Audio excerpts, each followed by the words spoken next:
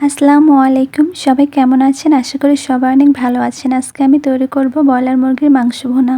Broiler মুরগির মাংস অনেকের কাছে গন্ধ লাগে। এই রেসিপিটা ফলো করে রান্না করলে মাংসের কোনো গন্ধ থাকবে না, খেতে অসম্ভব মজা। আমি কিভাবে তৈরি করেছি সেই পুরো রেসিপিটা শেয়ার করব। প্রথমে আমি মাংসটা কেটে খুব ভালো করে ধুয়ে নিয়েছি। এরপর এর মধ্যে লবণ, হলুদের গুঁড়া ও একটি লেবুর অর্ধেকটা চিপে দিব। দেওয়ার পরে হাত দিয়ে খুব ভালো করে মেখে নিব। খুব ভালোভাবে মাখাবো যেন প্রত্যেকটা মাংসে মশলাটা ভালো করে যায়। এরপর মাখানো হয়ে গেলে একটা কড়াইতে পরিমাণ মতো তেল দিয়ে দিব। তেল দেওয়ার পর তেলটা গরম হলে একটা একটা করে আমি মাংসের পিস দিয়ে দিব। এভাবে করে সবগুলো মাংস আমি দিয়ে দিব। দিয়ে কিছু সময় রেখে তারপরে আমি উল্টে উল্টে ভেজে নিব। খুব বেশি ভাজবো না, বেশি উল্টে উল্টে মাংসটা ভেজে নিব। এই তো আমার মাংস ভাজাটা হয়ে গেছে। এর থেকে বেশি ভাজলে মাংসের মধ্যে মশলা ঢুকবে না, খেতে ভালো লাগবে না। এবার আমি মাংসগুলো তুলে নিব। মাংসগুলো তুলে নেওয়া হয়ে গেছে। আমি একটা বড় সাইজের আলু কেটে নিয়েছিলাম। এই তেলের মধ্যে আলুগুলো ভেজে নিব। একটু নেড়ে চেড়ে লাল লাল হলে আলুগুলো আমি নামিয়ে নিব। এরপর তেলের মধ্যে আমি কিছু গোটা মশলা ও তেজপাতা দিয়ে দিব। দিয়ে একটু নেড়ে নিব।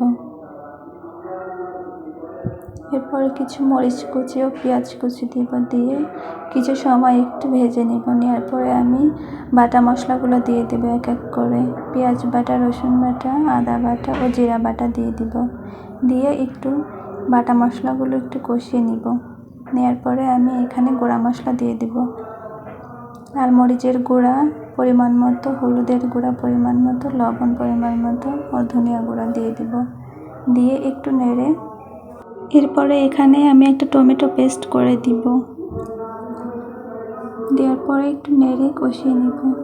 মশলাটা ভালো মতো কষানোর জন্য এখানে আমি পরিমাণ মতো পানি দিয়ে দিব। পানিটা অল্প পরিমাণে দিব। দিয়ে একটু কিছু সময় মশলাটা কষিয়ে নিব।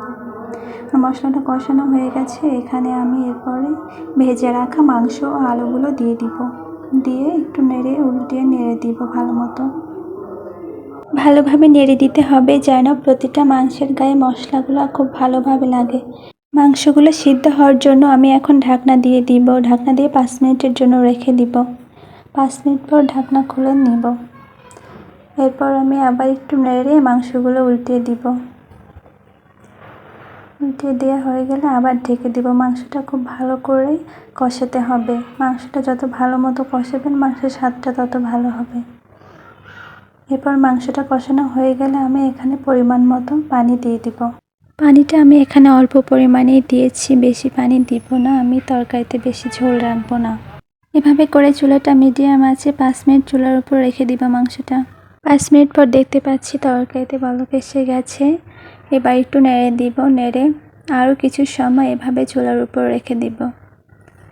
কিছু সময় পরে এখানে 2টা আস্ত কাঁচামরিচ দিয়ে দিব। দেওয়ার পরে এখানে ভাজা জিরা দিয়ে দিব। আমার তরকারিটা প্রায় হয়ে গেছে। নেড়ে দিয়ে আর 5 মিনিট এভাবে চুলার উপর রেখে দিলে আমার তরকারিটা হয়ে যাবে। এই তো আমার তরকারিটা হয়ে গেছে। এখন আমি একটা বাটিতে ঢেলে নিব। আমার আজকের রেসিপিটা ভালো লাগলে আমার পেজটি ফলো দিয়ে রাখবেন। সেই সঙ্গে লাইক কমেন্ট দিয়ে আমার পেজের সঙ্গেই থাকবেন। সবাই ভালো থাকবেন, সুস্থ থাকবেন। আল্লাহ হাফেজ।